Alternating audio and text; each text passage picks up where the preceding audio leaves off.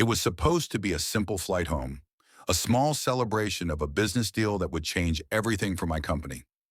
I had earned this moment, first class, luxury, comfort. But as soon as I approached the check-in counter, I felt the cold indifference in the air. The attendant scanned my ticket and then looked up at me with a cold smile. "Your seat has been reassigned," she said, offering no explanation. Confused, I insisted that my reservation was for first class, but I was met with dismissal. They had given my seat to someone else, someone more worthy, they implied. Humiliated, I was escorted to a cramped coach seat, far from the luxury I had expected. As whispers filled the cabin, I realized this wasn't just about a seat. It was a message, a cruel reminder that people like me don't belong in the spaces reserved for the privileged. But what they didn't know was that I wasn't just any passenger. I wasn't someone they could push aside. I had built an empire, and this was just the beginning of my payback. 10 minutes later, everything would change. It was one of those rare days when everything seemed to be going perfectly. I had just wrapped up a major business deal that would take my company to new heights, and to celebrate, I had booked a flight back home in first class. After years of hard work, this was a small luxury I had earned. But little did I know, the arrogance of a few individuals would soon change my life forever. I arrived at the airport with a sense of pride, walking confidently through the terminal, my black heels clicking on the polished floor. As I approached the check-in counter, I noticed the usual friendly greeting from the staff, but there was something off about today. The young woman behind the counter looked at me with a faint, almost condescending smile. She asked for my ticket and scanned it, her eyes flicking back and forth between me and the computer screen. "I'm sorry, ma'am. It seems like your seat has been reassigned," she said, her voice tinged with hesitation. I frowned, confused. "What do you mean? My reservation is for first class." The woman glanced at her supervisor, who gave a small nod. "We've had to upgrade another customer to your seat," she replied coldly. My heart sank. I had never been treated like this before. I insisted that this mistake be corrected, but I was met with nothing but apathy.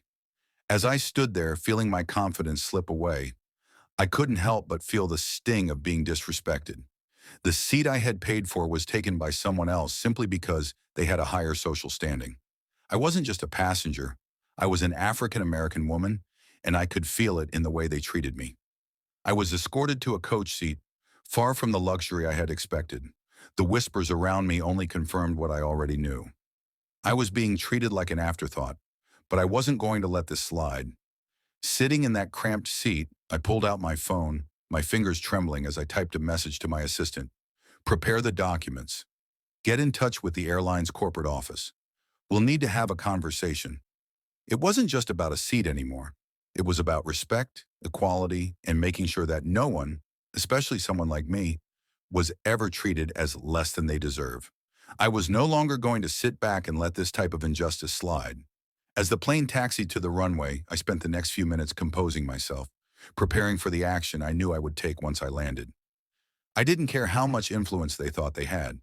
This was my fight, and I would make sure they would remember it.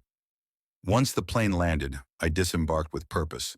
I walked straight to the terminal, and that's when I saw the person who had humiliated me, the flight attendant who had assigned me to that coach seat. She greeted me with a tight smile, clearly not recognizing me.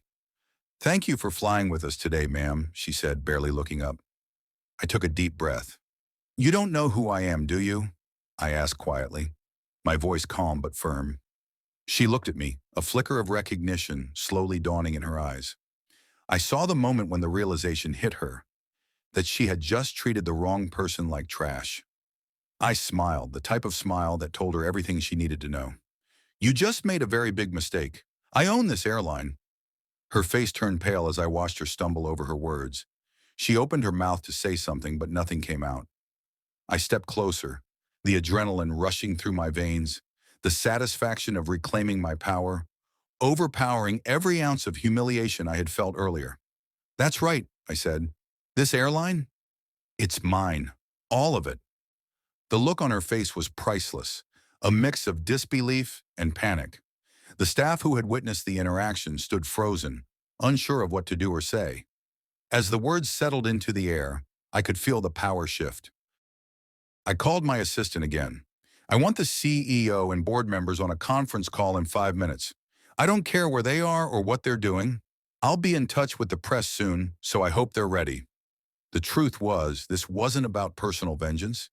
It was about ensuring that those who think they can treat others like dirt are made to face the consequences.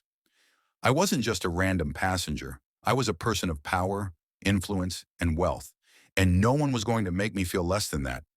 The airline's leadership scrambled to respond, but it was too late. My message had already gone viral. It wasn't long before I had complete control of the situation. I wasn't just a passenger. I was now the one running things. It didn't take long for the airline's top executives to realize they were on the brink of losing everything. The press had picked up the story within hours, and people were talking about it everywhere. How a black woman had been humiliated and then revealed that she was, in fact, the owner of the airline. The board members tried to make excuses, but I wasn't interested in hearing them. By the time they managed to get in touch with me, I had already made my decision. I fired the CEO, the senior executives, and anyone else involved in the decision-making process that led to the incident. The company I had built was now under my full control, and I wasn't going to let it be tarnished by people who had no respect for others. The humiliation they had tried to inflict on me had only made me stronger. The real power lay not in the ownership of the company, but in how I could use that power to create a world of respect and equality for everyone, no matter their background. The airline, once a symbol of privilege in status for others, was now a symbol of resilience and strength for me. I took the company in a new direction, one that valued every passenger, every employee, and every voice. No one would be humiliated or ignored again. In the end, it wasn't just about owning an airline. It was about taking control of my life and proving that no one, no matter their position, could ever make me feel small again. My name, once just another face in the crowd, was now associated with something much bigger.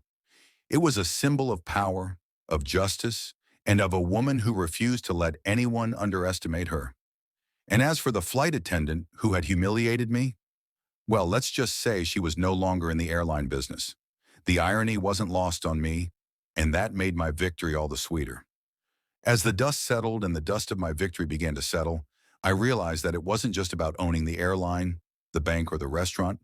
It was about reclaiming my dignity and ensuring that no one, regardless of their background or skin color, would ever feel powerless in the face of injustice again. The moment I took control of that airline, I knew I had made a statement that would echo across industries. It wasn't just a business transaction, it was a declaration. The CEO's resignation, the firing of executives, and the media frenzy that followed made one thing crystal clear. No one should ever underestimate the power of resilience. What had been intended as a moment of humiliation had turned into the very thing that propelled me to unimaginable heights. I took what they tried to strip from me, the sense of worth, the respect, and turned it into a force for change. My story became a symbol. It wasn't just about a woman who fought back. It was a message to every person who'd been pushed aside, ignored, or disrespected because of their race or gender. You can rise from any setback, and when you do, you make sure that the world sees who you truly are.